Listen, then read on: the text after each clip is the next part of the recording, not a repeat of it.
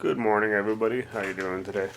I just want to do a quick update on my intruder. It's just a quick update video.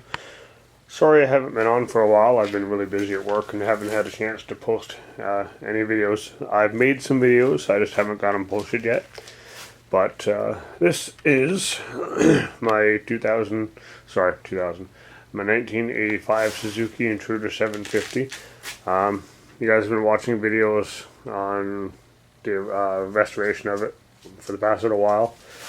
There's not much left to do to it now. I've got a video coming up on, I believe, rebuilding the master cylinders, and a couple other ones I haven't had a chance to post yet. Like I said, I've been busy with work, so.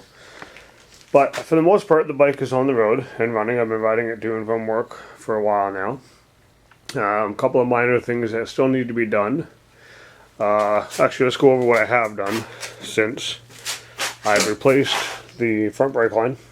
I'm not sure if I did a video on the clutch line, but if I have, I will put it up soon if I haven't already.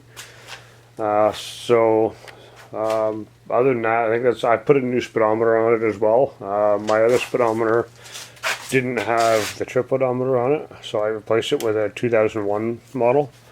Now, to get a 2001 speedo to fit, you have to do some alterations down here.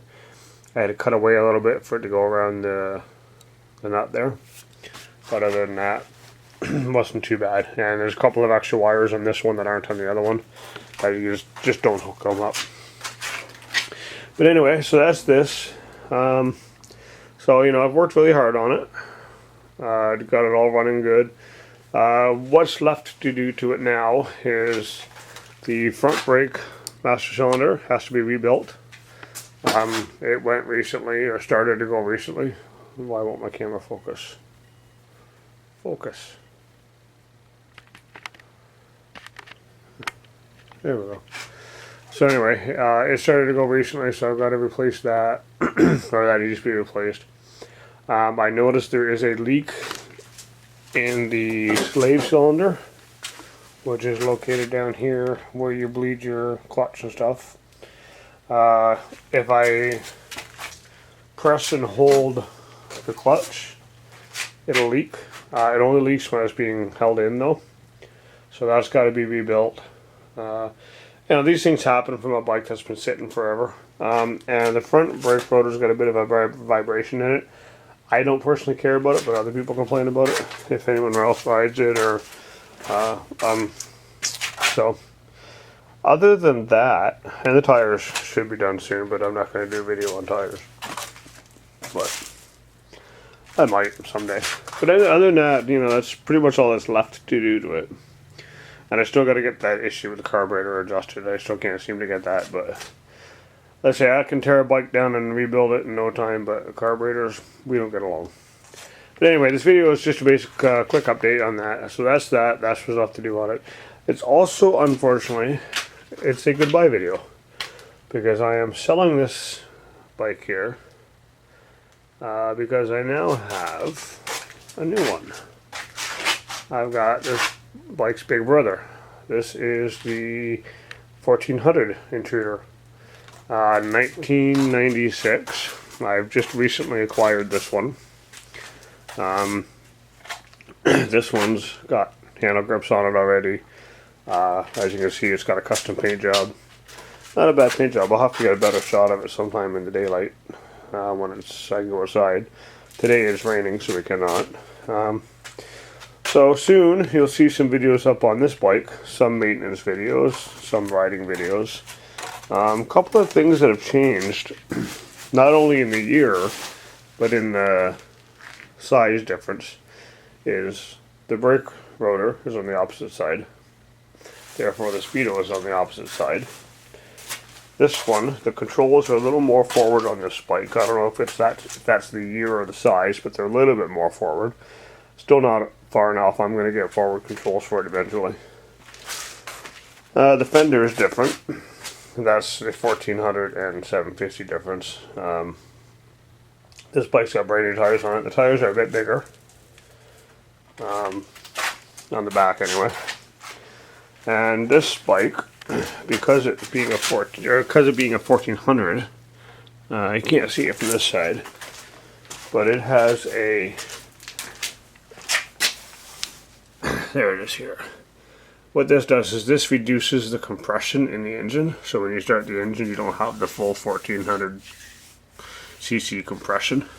That just makes it easier to crank over the engine so you don't kill your battery and stuff like that, because otherwise these things are a beast to start. You ever want a good example of that? Find a guy that's got a Harley Davidson kickstart and try to kickstart it without the reducer, and you'll probably break your leg. So that's essentially what the reducer does. It just reduces the compression so that you can start the engine. So there's a few differences. This one came with saddlebag brackets, so that's my saddlebags on there now. These ones came with the bike, but I took them off.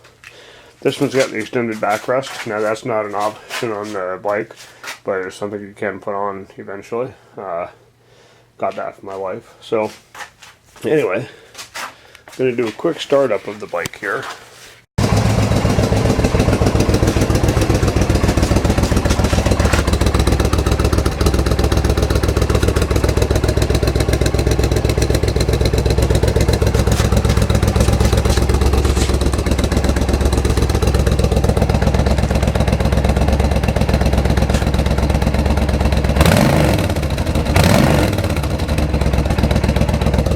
Now if you watch, when I hit the throttle on this thing,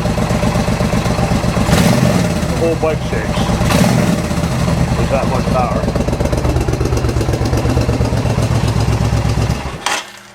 So this thing being the